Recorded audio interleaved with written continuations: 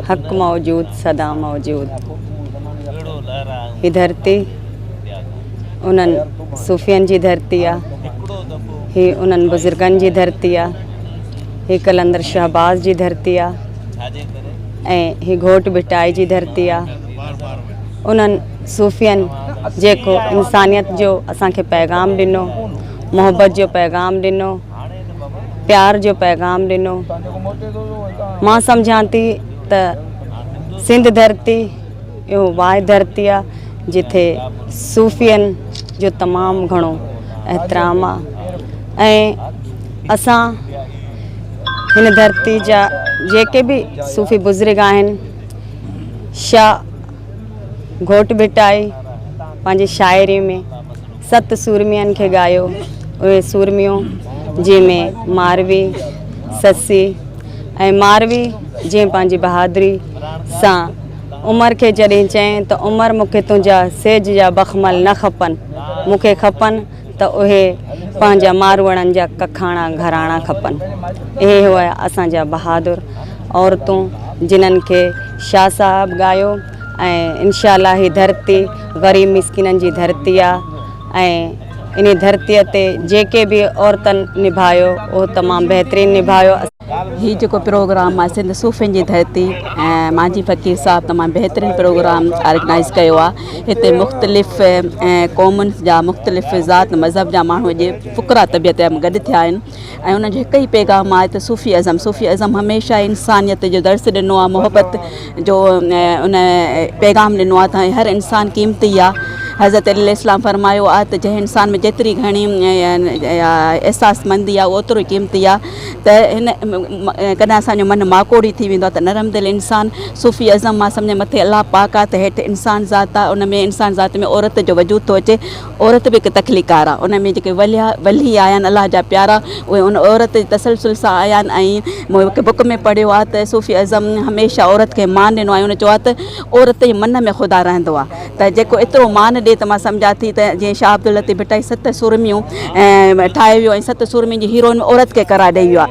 त सूफ़ी शाह अब्दुल लतीफ़ भिटाई हुजे, कलंदर लाल शहबाज़ हुजे, सचल सरमस्त हुजे, सखी जाम दातार हुजे, सखी जाम दातार ॾियणु सिखियो आहे। कलंदर असांखे कलंदरी माना पाण इन ॻाल्हि ते महदूद हूंदा आहियूं त सिर्फ़ु 5 वक़्त निमाज़ पढ़ण सां या क़ुर शरीफ़ पढ़ण सां असां असल मुसलमान या इंसान, पर कलंदर चयो आहे त तव्हांजे मन में हर वक़्तु अगरि अलाह अलाह आहे त तव्हां कलंदर आहियो, तव्हां लख इबादत कयो, पर जेतिरी इंसान ज़ात तव्हां ख़िदमत कंदो त अलाह पाक पंहिंजा हक़ूक़ माफ़ु करे सघे थो, पर इंसानियत न। हमेशह उन्हनि इहो दर्स ॾिनो आहे ऐं मां सम्झां थी त असां ख़ुशनसीब आहियूं, सिंध धरती सूफ़ियुनि जी धरती रही आहे, उन धरती जा असां हिसा आहियूं ऐं पैगाम जेको हीअ आहे जेको मां सम्झां थी त हर इंसान इन्हनि सूफ़ियुनि मां कुझु सिखे ऐं पंहिंजे मन खे पतोड़ी ऐं सम्झे त अलाह ताला इंसान जो वजूद छाजे लाइ पैदा कयो। त जीअं शाह लतीफ़, जीअं सिंध, जीअं असांजी सूफ़ी अज़म। अॼु जेको ही प्रोग्राम आहे सूफ़ी अज़म वारनि जो, ख़ासि तौर ते जंहिंजो मेज़बान आहे असांजो सूफ़ी अज़म जो बहितरीनु सिंध जो पाकिस्तान जो रागी माजी फ़क़ीर, असां उन असांखे दावत ॾिनी ऐं असां हिन प्रोग्राम में आया आहियूं। अदा सां असांजी काफ़ी दफ़ा कचहरी थियूं आहिनि, मुलाक़ात थियूं आहिनि, हिते ई हिन ॻोठ में थियूं आहिनि, इन जे आस्थाने ते थियूं आहिनि ऐं हमेशह उनजो इहो हूंदो ख़्वाहिश हूंदी त हिते मां वर्सियूं त थियनि थियूं, हमेशह कंदा आहियूं, पर अहिड़ो हिकिड़ो बहितरीनु प्रोग्राम थिए जंहिंमें असांजा माना औरतूं जेके शिरकत कनि ऐं असांखे ॾाढी ख़ुशी थी आहे। असां सवेर खां उते वेठा हुआसीं, जेके हिननि औरतुनि शिरकत कई आहे। हिकिड़ी ही नओं क़दम अदा जेको ही हिकिड़ो पंहिंजी धरतीअ लाइ, पंहिंजे समाज लाइ, पंहिंजी औरतुनि लाइ हिकिड़ो नओं क़दम खयों आहे जंहिं तां असां हुनखे भलीकार चऊं था। असां हमेशह चवंदासीं त अदा सां असां गॾु आहियूं, गॾु रहंदासीं ऐं अॼु हुन हिकिड़ी नई शुरूआति कई आहे ख़ासि तौर ते औरतुनि जे हवाले सां। ईअं हुनजी ख़्वाहिश हूंदी आहे त जीअं सिंध जूं ॿियूं औरतूं पढ़ियल लिखियल औरतूं आहिनि, उहे तइलीमी याफ़्ता आहिनि, उहे तइलीमी इदारनि में पढ़नि थियूं, ॿाहिरि निकिरनि थियूं, सियासत कनि थियूं, असांजूं बि औरतूं ईअं हुजनि ऐं इंशा अल्लाह वक़्त सां गॾु ही सूफ़ी अज़म जूं औरतूं इन जेके आहिनि उहे बि ॿाहिरि निकिरनि थियूं हिन ॻोठ जूं औरतूं ॿाहिरि निकिरंदियूं ऐं तरक़ीअ जे दौर में बीहंदियूं। सूफ़ी जेकी आहे सो ज़ाहिरी आहे त सूफ़ी आहे, चवंदा आहिनि त न हुनजो रहमान जे पासे न भॻवान जे पासे, असांजो सजदो उन खे आहे जेको इंसान जे पासे। सभ खां पहिरीं मज़हब पंहिंजी जॻह ते आहे, मज़हब जी असां छेड़छाड़ नथा कयूं, उहो पंहिंजी जॻह ते, पर इंसानियत अॼु असांजो हिते हिकिड़ो थोरो बहस थियो त उते माना थियो त सभ खां अवल जेको आहे सो आहे जेको फ़र्ज़ु आहिनि, सभु शयूं पंहिंजी जॻह ते आहिनि, पर जिथे इंसानियत न आहे उहा शइ कंहिं कम जी कोन्हे। त असां इंसानियत खे सभ खां पहिरीं इंसान खे तरजीह ॾियूं।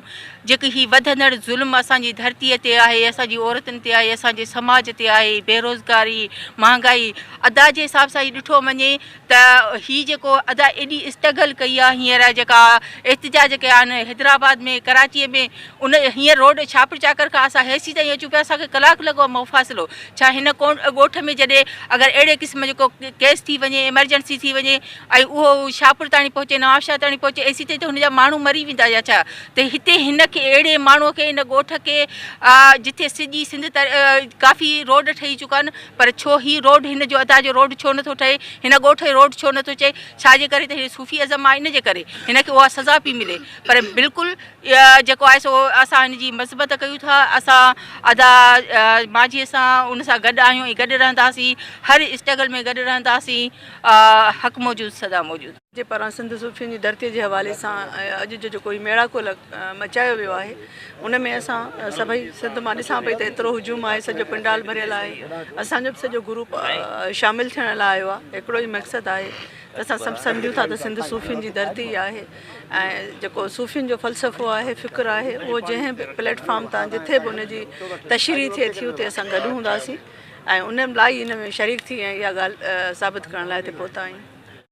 जेका असां सिंध सूफ़ियुनि जी धरती जे उनवान सां मांझी फ़क़ीर ऐं संदसि फ़ुक़रा जमात जेको हीअ अॼोके ॾींहं जो प्रोग्राम करायो आहे, उनमें मां सम्झां थी त उन्हनि सभिनी माण्हुनि खे उन दावत ॾिनी आहे। उहो सिंध जा इंटेलेक्चुअल आहिनि, सिंध जा दानिश्वर आहिनि, सिंध जा शाइर, अदीब, पॉलिटिकल कारकुन ऐं जेके आहिनि समाजी कारकुन, ऐं उहे ख़ासि तौर ते उहे माण्हू जेके सिंध जी उहा शनाख़्त बहाल कराइणु चाहिनि था, जेका शनाख़्त प्लूरलिटी वारी आहे, जेका रवादारी वारी आहे, जेका भाईपी वारी आहे।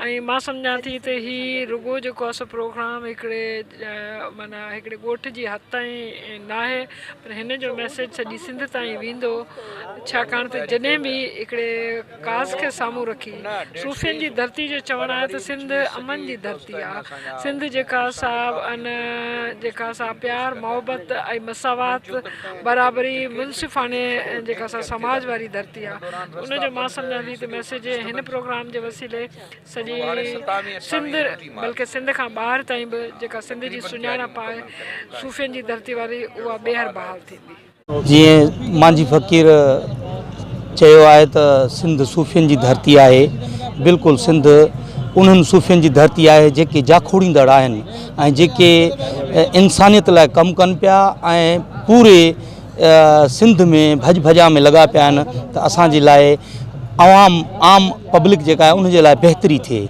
हू कमु कनि पिया, उहे सूफ़ी आहिनि।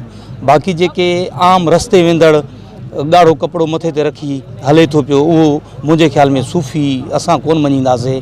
जीअं मां डबाई साहब फरमायो त सूफ़ियत जे लाइ इंसानियत जी ख़िदमत आहे। हिन वक़्तु असां जीअं रोड खां लथा आहियूं त हेसि ताईं रोड जी हालत ॾिसो, इहा हिकिड़ी इंसानियत जे लाइ वॾी हिकिड़ी ग़लति हिकिड़ी ॻाल्हि आहे जो रस्ते में गाॾियुनि जा वॾा नुक़सान बि थियनि पिया। इहे रस्ता, इहे सभु शयूं बहितर हुजणु खपनि, इहा बि इंसानियत जी ख़िदमत आहे। असां कराची में रहूं पिया, उते असां इंसानियत जी ख़िदमत कयूं पिया। असांजो उस्ताद महर रबाई आहे, उन हिसाब सां असां बाक़ाइदे ख़िदमत कयूं पिया। जेको माण्हू ग़रीब अचे थो उनजी मदद बि कयूं पिया, उनखे रोज़गार बि हणी ॾियूं पिया। पर इवन एतिरे क़दुरु असां ऐलान कया आहिनि त जेको अचे उन जे लाइ मां पाण चयो आहे त 2 साल जे लाइ जॻह बि फ्री ॾींदोमांसि, किरायो न वठंदोमांसि, 6 महीननि जो राशन बि लाराए ॾींदोमांसि। असां बि ख़िदमत कयूं पिया, पर जेके सूफ़ी असां खां वधीक जेके कमु कनि पिया उन्हनि जो त मां सलाम पेश थो कयां उन्हनि खे। असांजो महर साहब पूरी सिंध में कमु करे पियो, अवल असांजे लाइ त मेन सिंधी उहो ई आहे, मेन सूफ़ी उहो ई आहे। महिरबानी।